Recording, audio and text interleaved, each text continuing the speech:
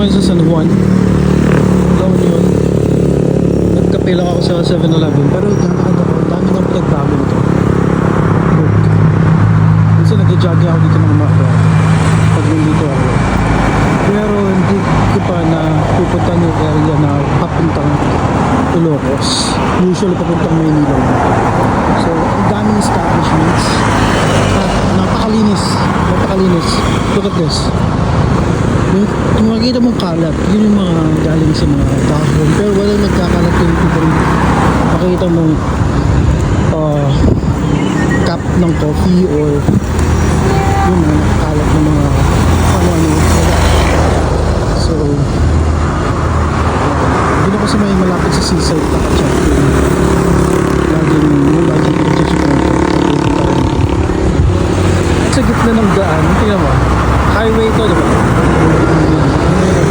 Dito na kami sa mga may ATM. Look at that. Ngayon ko lang nakita may ATM dito. Alam mo, nandun sa unahan. Pero yan, look. Pero parang ayoko mag-withdraw. Buti na lang uso na ngayon ng digital wallet. So check natin hanggang doon. Ang ganda, diba? Ang linis. Magkakape ako habang lalakad. And asado alas 10 na ng gabi. Hindi ko pa na-explore tong area na to. So kumain sana. Bulalo. Pero gusto ko Ilocano. Yung mga Ilocano ko foods. Ano yung tawag yun?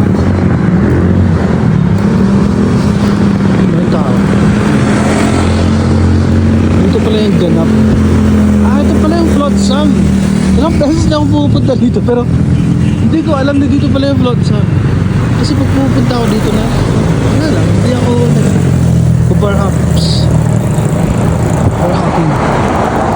Kasi parang I'm too old for that.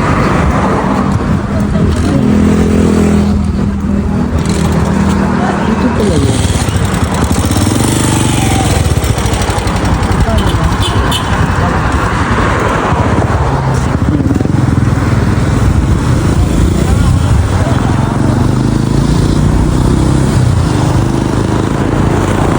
Yung fusion ng nature saka tourism, ganda.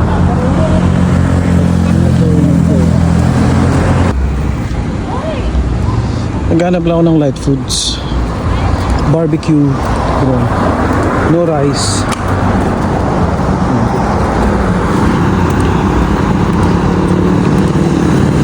At yung mga hindi pa nakapunta dito, walang Starbucks dito, pero may Bose Cafe or coffee, Bose Coffee. Doon sa unahan, malapit sa 7-Eleven o tapat ng 7-Eleven house. Hamon na kukuhi. Ano kaya? Ano kaya? Anong tao?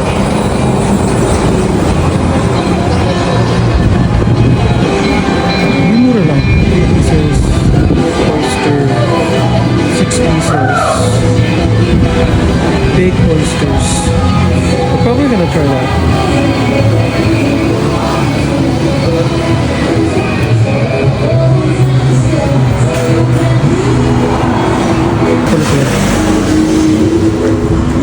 Sarado na.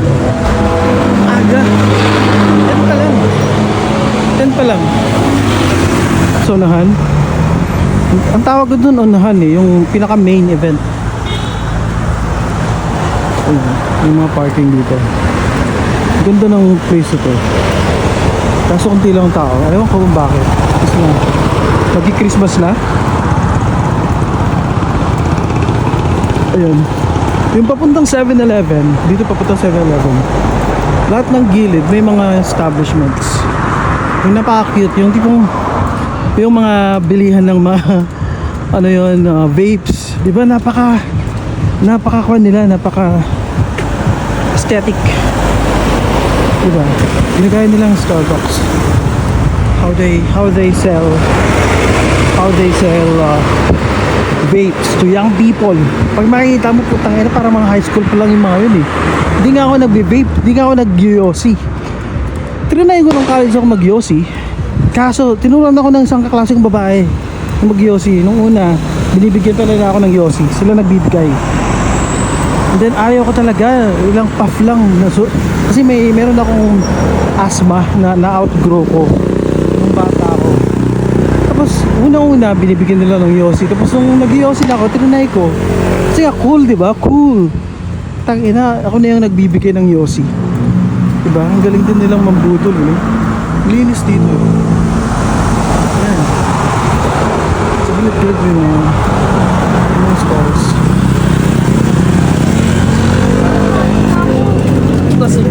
Eh, joke lang. Inom mo ako ng bibit mo. Hindi may bulog.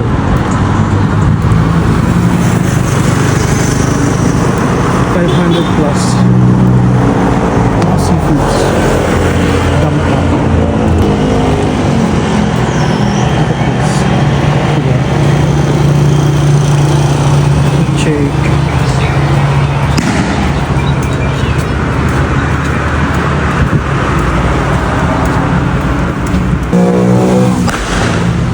Tignan natin yung pan. Mga bata yun eh. Buga ba o buga?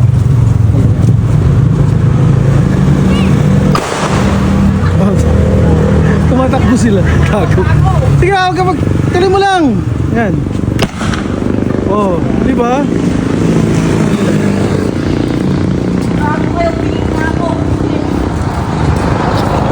Kasi nung una, nung dumaan ako doon, tumakbo sila eh.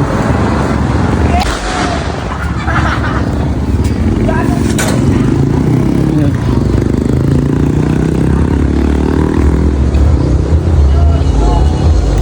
Dito ako naka-check-in.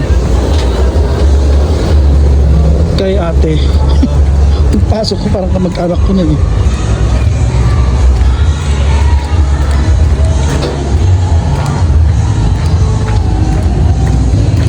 Ayan. Gagaling ng mga kumakanta dun. Lapit na. Ba't nandiyan ka tatay? Ano po? Ayok ka dun. Ah? Sabi ko nandito ka, ngayon ka lang tumambay. Ano lang, nagigising ko lang. Tara tayo. Balik din ako. Oo, sige. Yan yung kanyang place. Anong tatanungin nila pag nag-rent? Anong hanapin nila? Lula pa. Lola Paz. Yes. Oh, Lola Paz. Lola pa. Ang bait yun. Bakit? Lagi ako dito.